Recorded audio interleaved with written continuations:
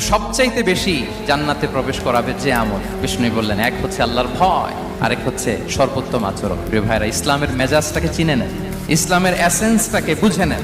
আমরা ভালো আচরণকে গুরুত্ব দিতে চাই না।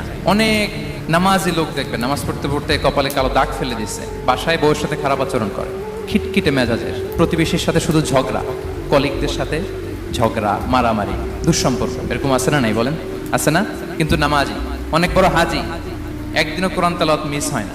তো এত আবাদত করেও সে ইসলামের আসল এসেন্সটাকে ধরতে পারেনি। বিষ্ণু বললেন, সবচেয়ে বেশি জান্নাতে প্রবেশ করাবে যে দুটি আমল, একটি হচ্ছে তাকওয়াল্লাহ, আল্লাহর ভয়, আরেকটি হচ্ছে উত্তম আচরণ, সর্বোত্তম আচরণ। তো আমরা যেন উত্তম আচরণের অধিকারী হই, আমার স্ত্রীর সাথে যেন ভালো আচরণ করি, প্রতিবেশীর সাথে যেন ভালো আচরণ করি, ছেলে মেয়েদের সাথে যেন আমাদের অ্যাটিটিউডটা ভালো থাকে, আচরণটা ভালো থাকে, কলিগের সাথে যেন ভালো থাকে। বিশ্বনবীর আচরণ যেমন ছিল তেমন আচরণ যেন আমরা গড়ে তুলতে পারি। আওয়াজ করে পড়ুন আমিন।